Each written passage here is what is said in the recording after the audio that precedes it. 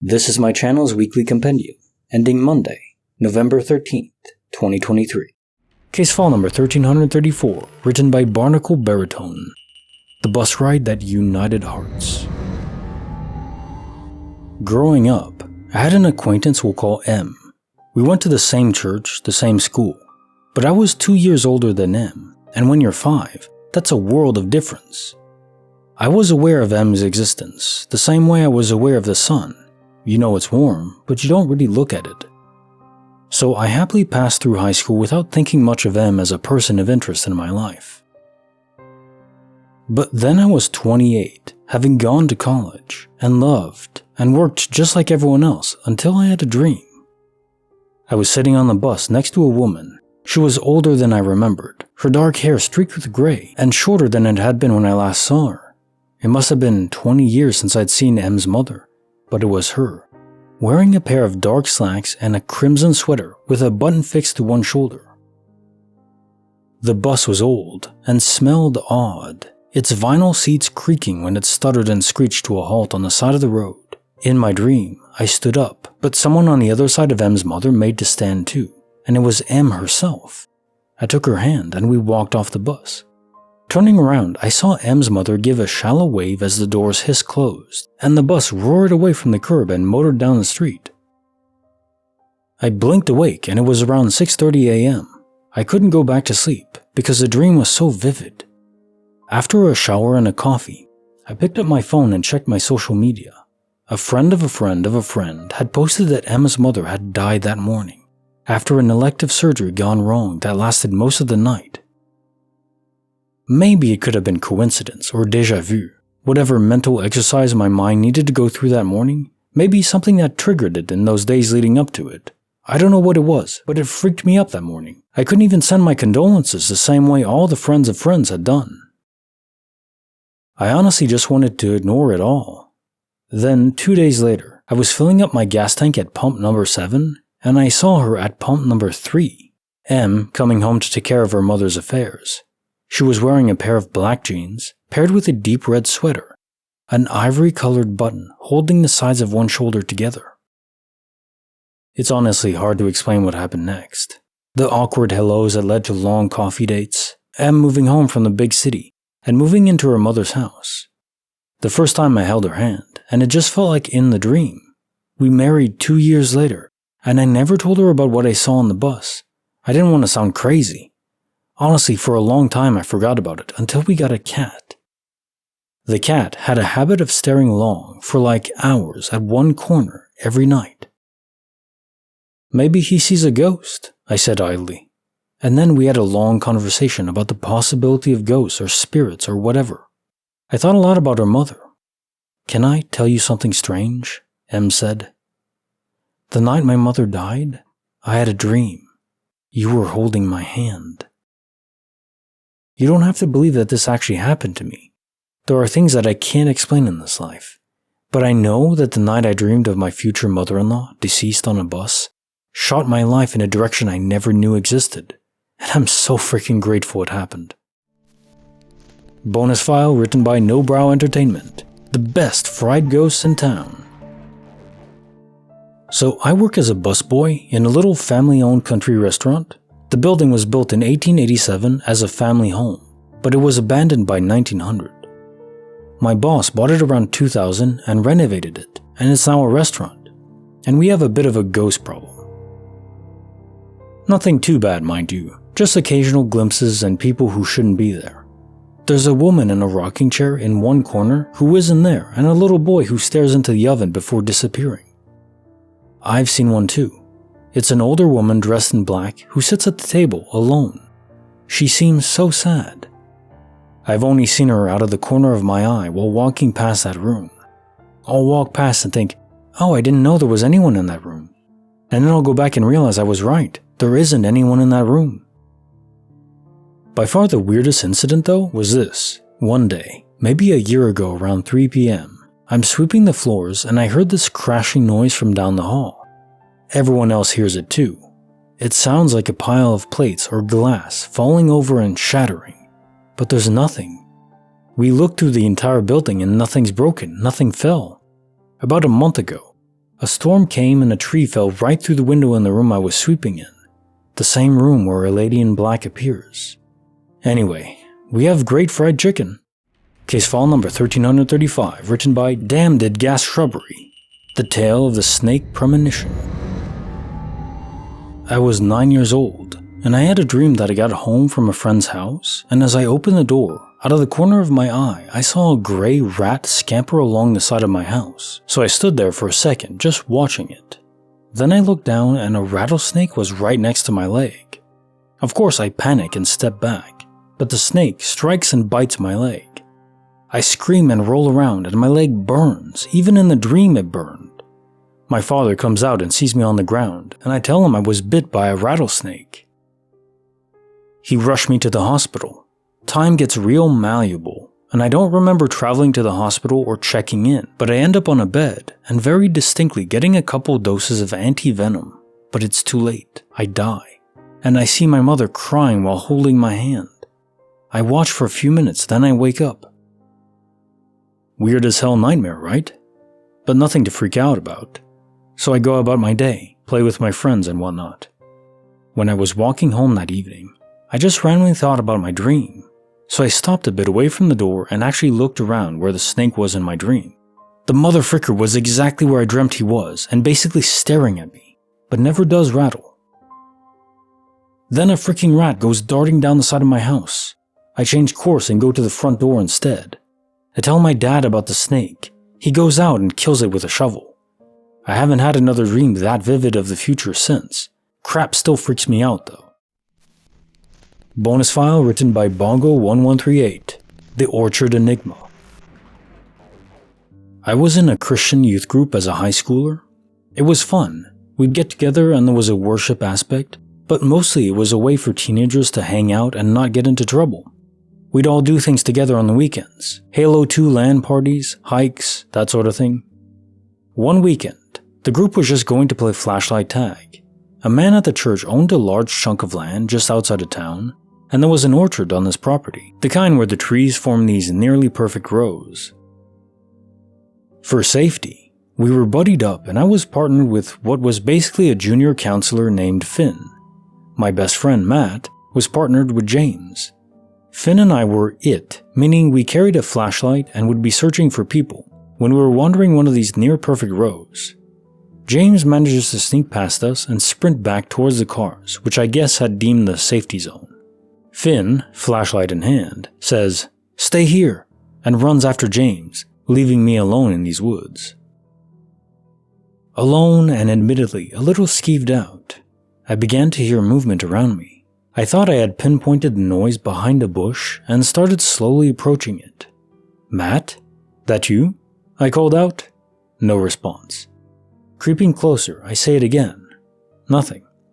Then I hear movement behind me. I spun around, expecting to find Matt running off, but I didn't. I wish I did, but I didn't. Instead, standing before me is something short and stout, dark in color, but shining in the moonlight that had poked through the tree coverage. It had black eyes and stood on two legs. I squinted, thinking it might just be a stump, but it shifted slightly. I bolted back towards the car. I don't know how far it was, but I was back at the car before long, where I stayed for the rest of the game. Sitting on the bumper, I considered what I had seen and figured it must have been a raccoon after all. They weren't uncommon around here. It didn't look like a raccoon, but that's the only reasonable explanation. One by one, kids made their way back to the cars until finally the senior counselor arrived. He was pale and shaking and wanted us to huddle up. He asked that we say a prayer and go, which we did. In the car, I asked him, what was that about? He didn't want to tell me, but I finally got it out of him. I was walking down the path and heard something. I turned around and there was this small, two-legged thing running towards me.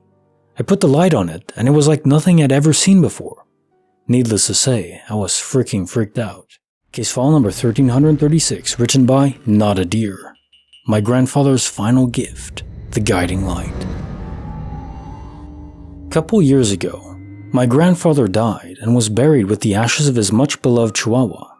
They died about a month apart, Dog was 17 years old and went shortly after we had to move my granddad into a care facility.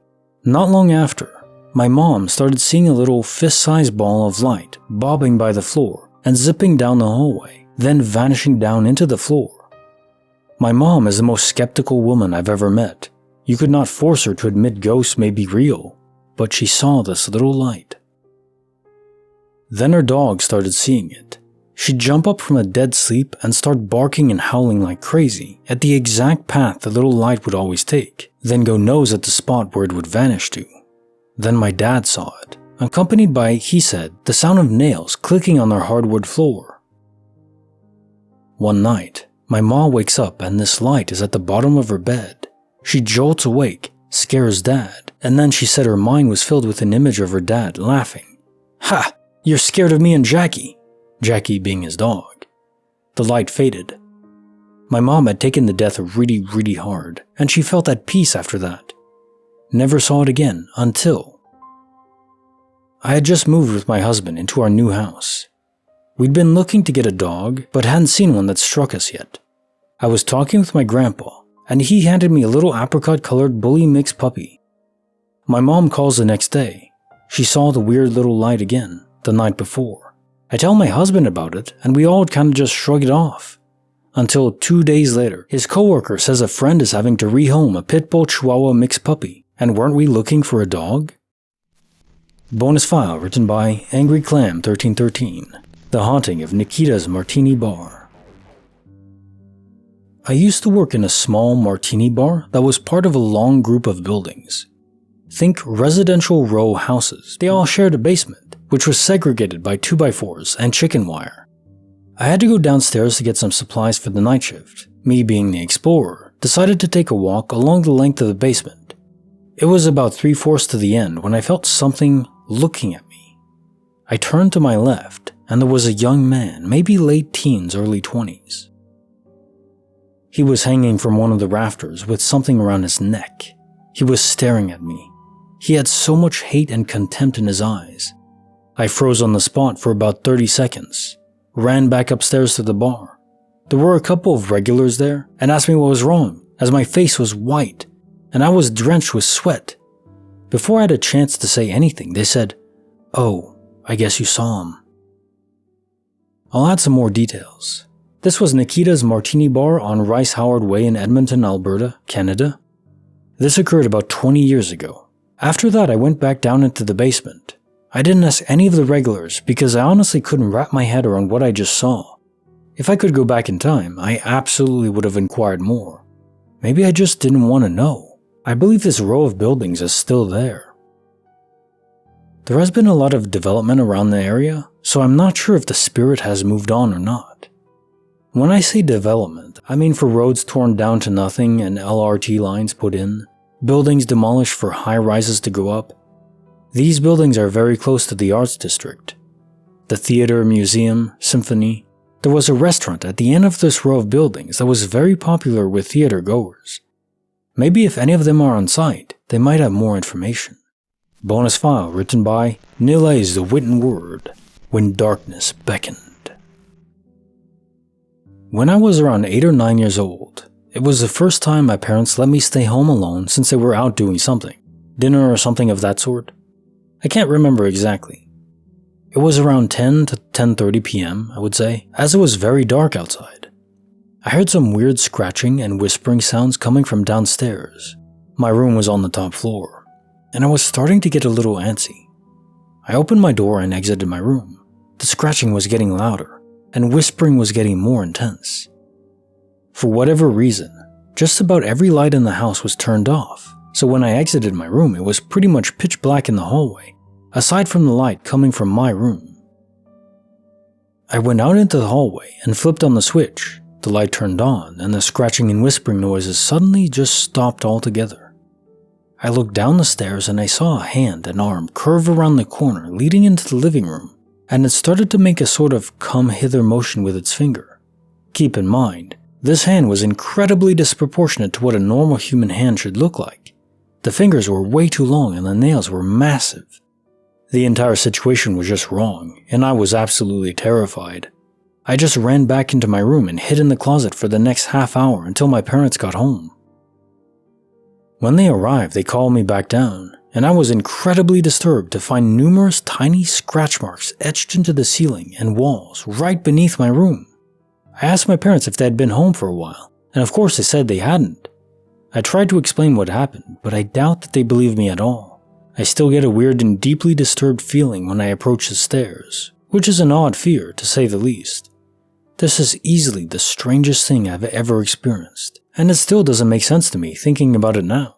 Case file number 1337, written by Majode, the Enigmatic Water Filter Man.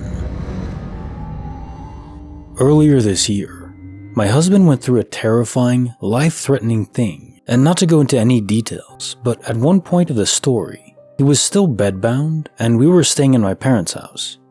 Some relevant background. My parents' house is big, 2 floors plus a rooftop apartment plus a basement. It's pretty old though, and needs something fixed every month or so. My dad is very old school, and he deals with people he likes even if they overcharge him. He's been using the same plumber for years, same electrician, same gardener, etc. This happened back in my home country of Jordan. The country is mostly Muslim, but my family is Christian. So we wake up that day and the whole kitchen is flooded. My dad had recently got a new water filter installed and it was giving them trouble since the beginning. My dad had to leave, but he called his water filter guy, which is hella specific, to come fix whatever is going on. The water filter guy said he'll be there in a couple of hours. About an hour later, the doorbell rings and my bro opens the door. It's a man in a suit with a little briefcase. My bro thought it was one of the doctors for my husband, so he immediately invited him in. The man immediately corrects him and says he's not a doctor, he's there for the water filter. My mom knows the water filter guy, and this isn't him, but she just assumes that the original guy just sent this guy instead. So my mom asks what he needs. I'm in and out of this whole situation as I care for my husband. So the man went to the roof to look at the water tanks and he took pictures. Came back down and sat in the kitchen with my mom, telling her what he thinks the issue is. Tanks need replacing, and how much it'll cost and all that. So my mom calls my dad and passes the phone to the man who gives my dad the rundown, and then my dad says he'll talk to his original guy about the price. Man starts arguing with my dad on the phone to the point that my dad basically yells at him and hangs up. At this point, my mom kind of apologetically asks him to leave, and that my dad will just talk to his boss because that's what he prefers. The man says, "What boss?" She tells him his name, and the man says he's never heard of that guy before in his entire life. Now my mom is freaking out. She asks who sent him, and he says nobody. So she asks him how much he owes him so she can quickly get him out of the house. He says he noticed the man in the hospital bed, and his only payment is that he's going to ask God to heal him. And then he left. And that was that. My dad's actual guy showed up a little later and fixed the filter, but my mom and I were shaken by the whole thing. We talked about it in detail for hours. We talked to my dad, and my dad's guy, and the nurse that was there that day, and my bro who opened the door, and none of us could figure out how this happened or who he was. The man just showed up to check water filters on the same day the water filters burst, but didn't want any compensation? This wasn't a scam. Nobody sent him? Like how? It still bugs me. My mom thinks he's a afrit or a demon. I just don't know. I was going through a lot at the time, so my mind might not have been all there, but everyone else that experienced this? Help? Any ideas? Also, my husband is doing so much better, thankfully. He's about 90% recovered and still healing. Thank you for your kind words, everyone. Bonus file written by Kabeku, from childhood innocence to paranormal mystery. When I was 9 or 10, we had a big family reunion at my great aunt's big Victorian house that her family grew up in, which she inherited. I got bored though, because there weren't any other kids my age there, so I went exploring through the house and found a check writing machine in the upstairs office or library. I remember the machine was black and gold and had lots of little levers where you'd select the individual numbers, then pull down on another lever to stamp the check. I'd put in pieces of paper that were on the desk and look at the numbers stamped on it. I was playing with that, when I clearly heard another kid in the hallway say, "You're not supposed to play with guns, Bill." My name wasn't Bill, and I wasn't playing with guns. I remember saying, "I'm not." Then some moments passed, and I got curious about another kid, maybe my age, being there. So I hopped up and looked into the hallway to find him, but there was nobody there. And nobody around my age downstairs or outside where everybody else was either. I figured at the time it was maybe some neighbor's kids who ran out. I didn't really think about it again until I was 18 or 19, and my mother told me her father, Grandpa Bill, my great aunt's brother who grew up there too, had accidentally shot his friend in that house when he was a kid, when playing with his father's pistol. Then when I was in my 40s, I was driving my great aunt somewhere, now in her 90s, and asked where in the house Bill had that accident, and she said in that upstairs office. I'm not religious, but that just seems too specific. Maybe it's a wild coincidence. I still can't explain it all these years later, and it's the only thing that keeps bugging me in my life. Bonus file written by Jules Lynn, The Night Shift Glitch. I used to work as a sleep study technician at various sleep clinics. When I first got the job, a few of my fellow techs warned me about the haunted clinic. I thought they were joking. They weren't. They told me about the creepy things that would happen there. Some techs refused to work there again. I was already assigned to a couple of clinics and hoped I would never have to work at the haunted one. It was probably a year into the job when the tech who was working that clinic quit, and I was asked to take over there starting that night. Dread started building up in the pit of my stomach when I saw that place. It was a creepy old Victorian mansion that was divided up into a bunch of doctors' offices, around 130 years old, based on a little research I did on it later. It originally belonged to some prominent local politician, then was turned into apartments, then into offices. I told myself it was just an old house, no big deal. I walked into the dark lobby, turned on the lights, and walked up the creaky stairs to the sleep clinic on the second story. I took a tour of the clinic, getting myself acquainted with it. I felt fine until I got to what was formerly a kitchen and was now used as a storage or prep room. I started feeling uneasy. Right next door was the final room, which was one of the bedrooms the patients would sleep in. I hated that room. Bad vibes as soon as I stepped into it. I didn't even believe in places being haunted, but that room made me start to consider it. It was always so much colder than the rest of the clinic. Poor insulation, I would tell myself. Doors would swing open on their own. It's just gravity. The doors aren't level, I would tell myself. I would hear creaking floorboards when I knew there was no one else in the building, just the sleeping patients and myself. Old houses creak, I would tell myself. I would think I saw shadows and lights out of the corner of my eye. Just my imagination. That one room kept getting infested with bugs, but never other rooms. The TV in there kept breaking. The light bulbs kept going out. The sleep study equipment would malfunction. The patients I put to sleep into that one room would complain. It was too cold, it felt creepy. They felt like they were being watched. No one ever complained about the other bedroom in the clinic. I worked nights in that clinic for a couple years. Finally, one day at the end of my shift, I woke up the patient who was sleeping in the problem room. I knew she slept poorly based on her sleep study. I asked her how she was feeling. She told me that she didn't sleep well because she kept dreaming over and over again that there were dead bodies in the walls. I could tell she was scared. I couldn't take it anymore after that. After the patients left, I had to go back in that room and clean it up as I trembled and thought about how I was all alone in the building. When I finished up, I literally ran out of the building to my car. I decided to finally quit. Turns out I didn't have to. The doctor decided to close that clinic. I had to work another 2 or 3 nights there. Thankfully on those nights, I only had one patient, so I was able to put them in the good bedroom and leave the problem room alone. Case file number 1339, written by Squeaky TITS 101, The Missing Clothes. This seemingly small incident happened this past Tuesday, and since then it's been constantly on my mind. I'm not wired to just let it go, so I can't stop thinking about it without resolution. Anyways, to the story. I go through the same routine every morning when getting my kids ready for school. I wake up the eldest, walk into the laundry room attached to her room, turn on the light, and open the sliding door to the living room. Go back to the eldest's room and grab her clothes we laid out the previous night, pinching them together so I don't drop anything. Lay her clothes on the couch and go back the 10 feet to her room and grab my youngest's outfit, pinching it together and lay them beside her sister's. I then walk back to the eldest's room, the same 10 feet I've walked now for the 4th time in the span of under a minute.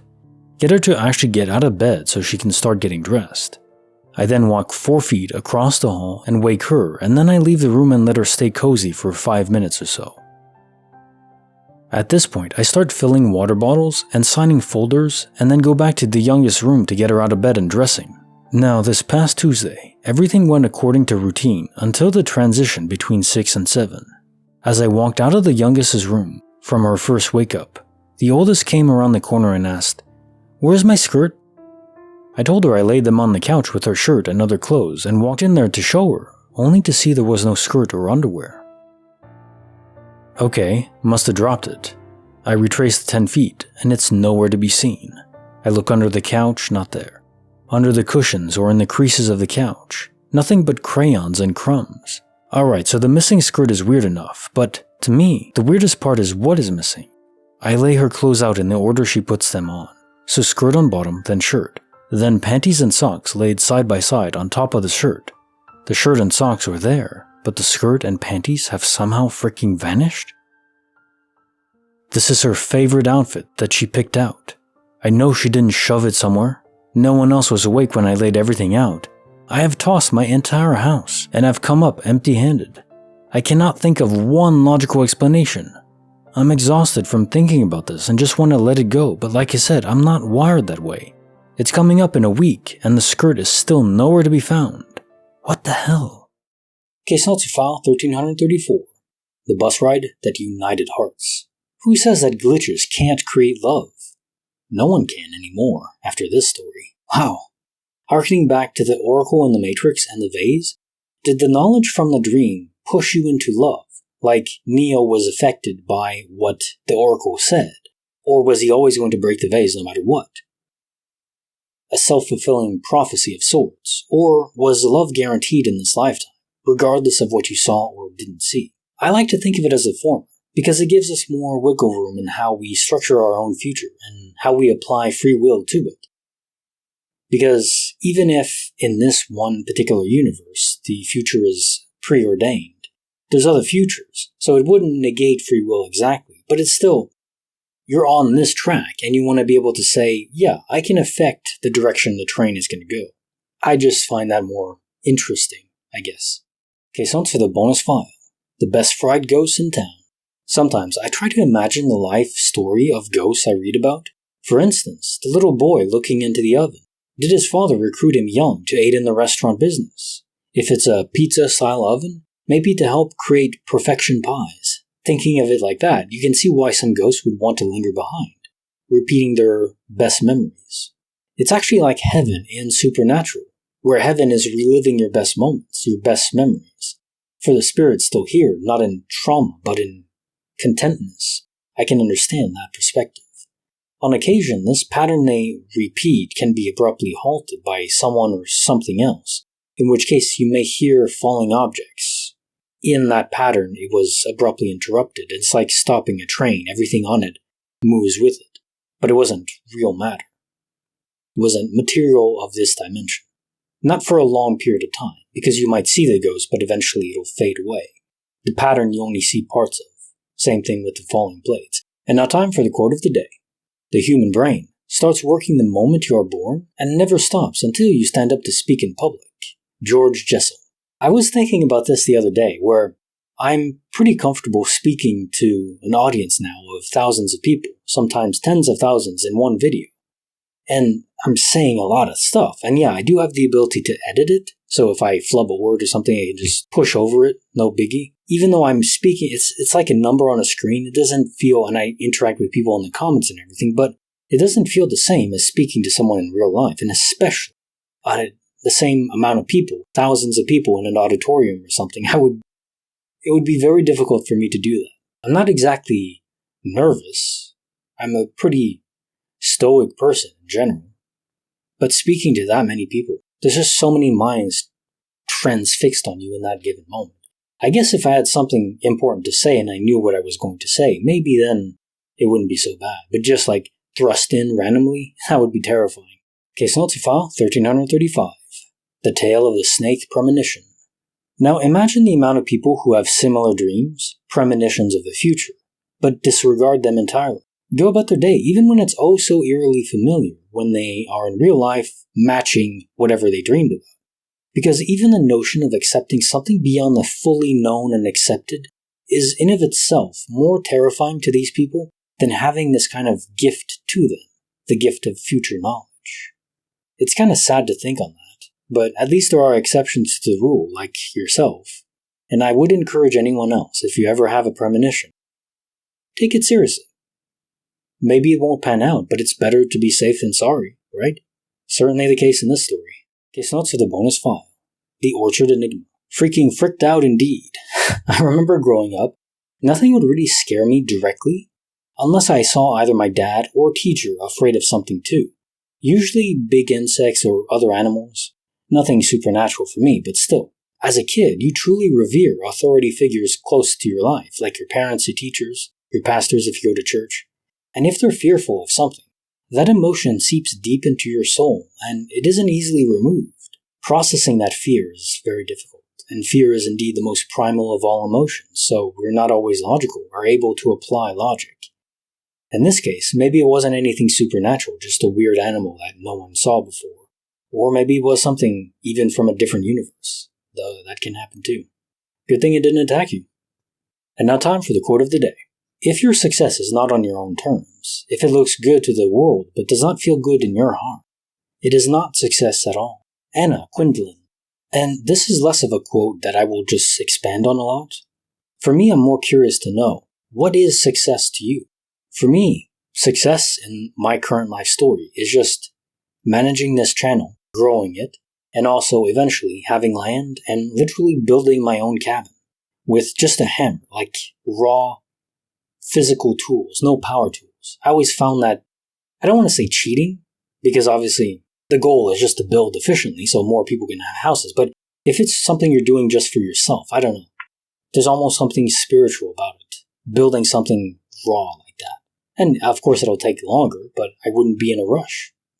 Maybe that's the other part of it. I don't want to feel like I'm in a rush. When you focus too much on efficiency, then part of it is just, yeah, we gotta go, get this done. Like, slow down, smell the roses, take a cup of coffee. You'll be okay. But that's just for me. So what is success to you? Let me know. Case notes to file 1336. A grandfather's final gift, the guiding light. Sounds like your granddad had a solid sense of humor, making light of unfortunate situations like death, which of course we know one way or another is not the finality most people think it is. But that's still brilliant. More for your sake than his. If I go, and some part of me lingers behind as a spirit, that's what I'd try to do. Infuse a bit of positivity, hope, humor, however I could. Wonder if your granddad was somehow able to nudge the friend of your husband's coworker along? Maybe if it wasn't the best home for this puppy, and the confluence of events is so exceptionally unlikely on their own, that they had to be introduced as a dream, so you would accept it more readily. Or maybe know it was from him. It's not wrong to want some credit for helping your family. I can understand wanting that. Case notes for the bonus file. The haunting of Nikita's Martini bar. Sadness, pondering on how brutal life was deep in our past for our ancestors. Wherever you go, people were so overwhelmed. In many cases, too much so to continue. I think people often have a rosy outlook on the lives of our ancestors, but even just going back a century, daily life was brutal. So many of the spirits from that era might not be angry, but still carry that negative, crushing weight with them wherever they go. Again, repeating the pattern. And in this case, it's not always a positive one. And sometimes it's more about how they went out, more than how they lived. I think we should take that knowledge, that somber note, and try to make sure our lives, the legacy of our lives, is extremely positive. That's the best thing we can do. Case notes for the bonus file. when darkness beckoned. Going much beyond being a spirit here, or a multiverse crossover, the creepy long fingers and the nails is a horror trope, but perhaps there's a good reason for that, beyond the universally accepted creepy factor. I think the roots of most of our horror stems from real-life encounters that people deep in the past, and sometimes even to this day, have.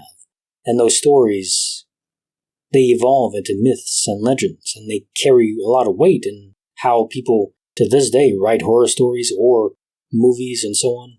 But that doesn't mean that those events don't really happen to some extent. The myth may be altered, and it's like when you're playing that phone game as a kid, where you have to pass a message to someone next to you and they go all the way around a circle. Eventually, when it gets back to you, you might have said hamburgers and they come back with beets, something that doesn't fit. How possibly could it have been so distorted? But over the generations, that can apply. And now time for the quote of the day. A bird does not sing because it has an answer. It sings because it has a song. Chinese proverb.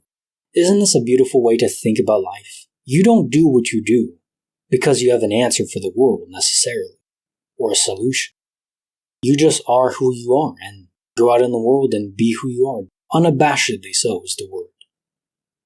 If people like it, great. You're not there to solve the world's problems. If you do happen to, if that's your inner purpose, your song, then fantastic. People carry this weight on them. And there's a great, especially these days, where we're not directly involved with the earth, with our own lives, our own survival, so we lack purpose. And so people try to MacGyver up purpose, but I don't think that works. It has to be innate to you. You have to find your song, and then you'll have your purpose. Question to file 1337. The Enigmatic Water Filter Man. I'd say if you build a relationship with contractors, handymen of all types, I don't think it's overcharging to keep using them, even if they're expensive. You're paying for that peace of mind built up over years that they'll get the job done and done well. Hard to put a price tag on that. Could this have been the makings of a possible scam or break-in attempt? I've heard of thieves posing as service workers to get inside a house and scout it out for valuables, defenses, and so on. What isn't clear is how this man could have known you needed work done on the filter. If he somehow knew, like he had tapped your phone lines, then he'd know the name of the company your dad used, the boss and all that. So why not pretend to be working for him? Why feign ignorance? As a possible scam or whatnot, it doesn't seem to add up. So was it a multiverse event, where this was your father's guy in a different universe? If so, boy, he must have been seriously confused too. And I think a lot of glitches are like that.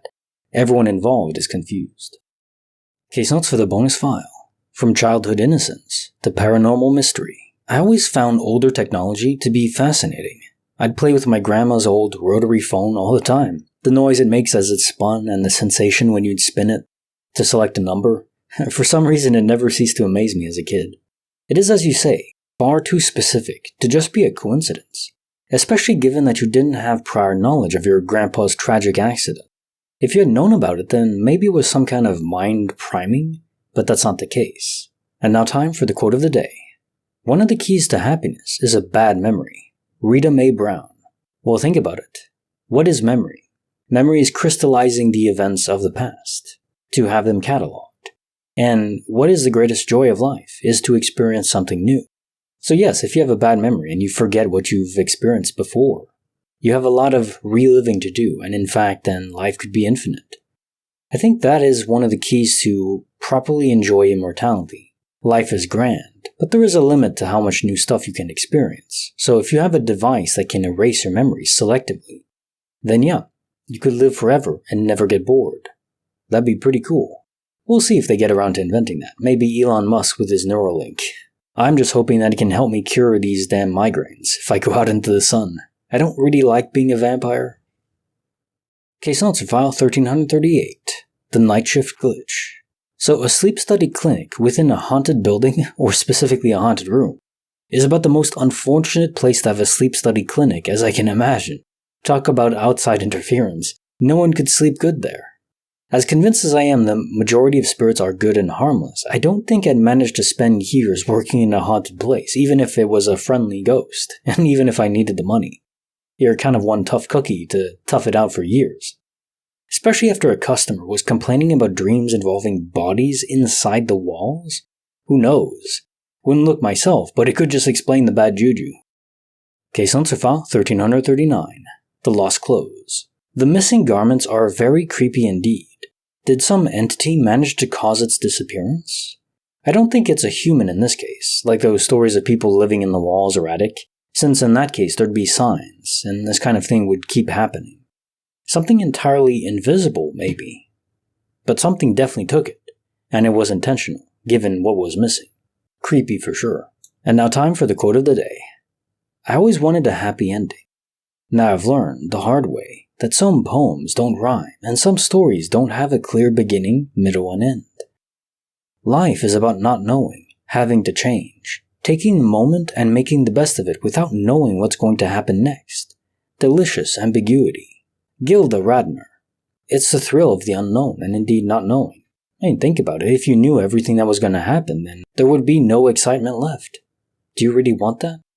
People often, if they're gifted 3 wishes, they ask for ultimate knowledge, to the ability to know everything. Maybe instead of automatically knowing everything, the power should be the ability to look it up, almost like a cosmic Wikipedia, and just, you could look up anything you wanted, but it has to be willed. You don't just automatically know everything that's going to happen, or any information about a given object or something or person. You have to intentionally will it, and then you know. Maybe then it could be fun, because there's sometimes, nagging things that you want to know, the secrets to the universe, what's inside a black hole, all that kind of information. And knowing its objective would be rather neat. Yeah.